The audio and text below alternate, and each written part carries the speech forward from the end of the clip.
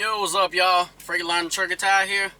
Alright, so about a year and a half ago, I hauled a load of watermelons for a broker out of North Carolina going to Boston, Massachusetts to the market.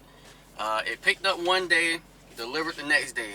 That shit was heavy as fuck. I was like 500 pounds away from being 80,000 pounds and shit.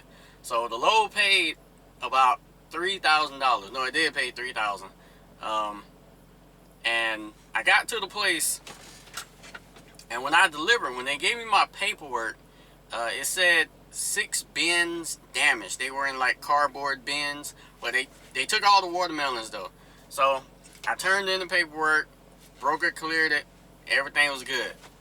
Until about 3 months after that, then the broker hits me up and says that whoever he does business with was trying to charge him, and then he was trying to charge me because the paperwork said 6 damaged bins, but it didn't state that they actually kept the watermelons. So in their mind, I ran off with six pallets of watermelon. So he wanted to charge me, I think it was like a couple $1,000 or some shit. And so I told him, no, they took it, everything was good, and I'll go back to the fucking market and talk to the manager, which I did, and I talked to the manager.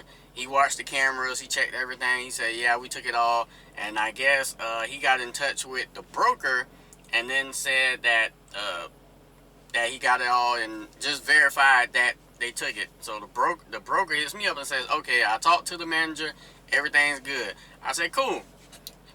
Tell me why about, I think 4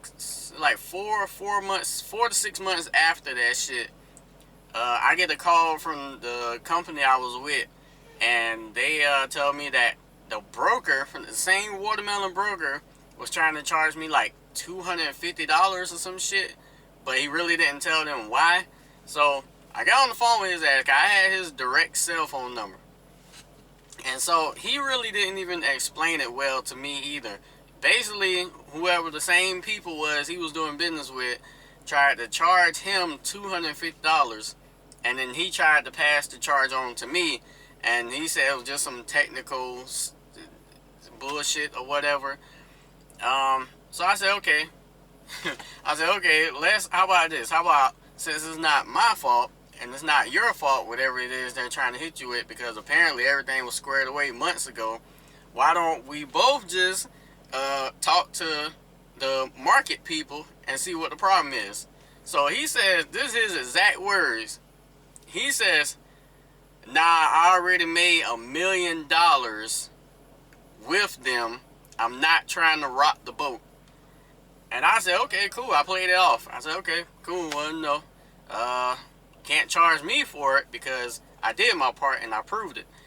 So he said, man, I guess I'll pay it. So he gets off the phone, and in the back of my mind, I'm thinking to myself, like, did this fucking broker just confess to me that he made $1 million off the backs of truck drivers using fucking produce loads and all these other loads, just basically being the middleman, booking loads for truck drivers and doing business with companies like the market, but on the other end try to charge $250 to me over some discrepancy shit that he got going on with the people he do business with? Bruh, how the fuck, you got $1 million, confess he got $1 million and try to pass on a $250 fee to me?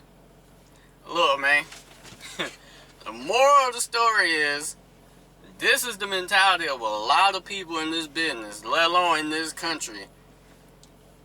A fucking millionaire will even pass on a $250 fine to you that he knows ain't even justified to try and making you pay the shit. But that's the mentality shit is. Dog eat dog world, shark killer in the fucking water type shit, eat or be eaten.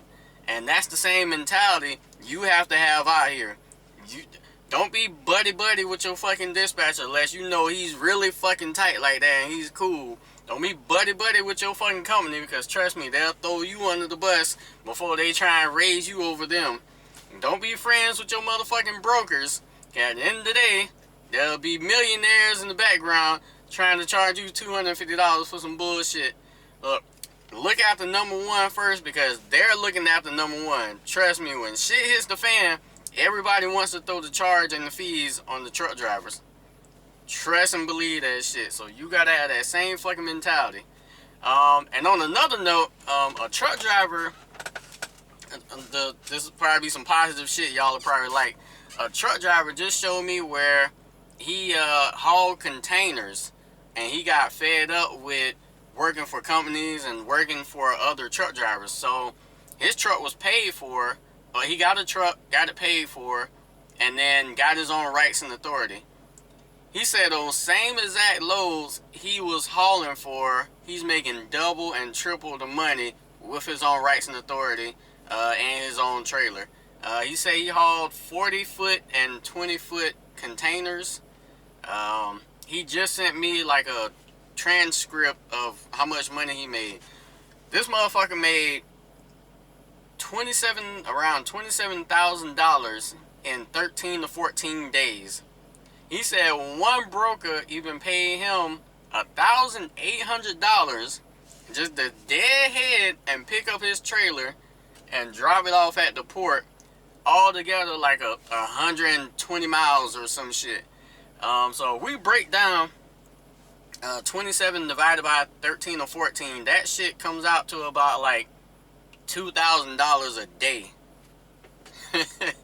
I forgot how much money he said it cost him to start up his own shit. I think he said he spent about $5,000.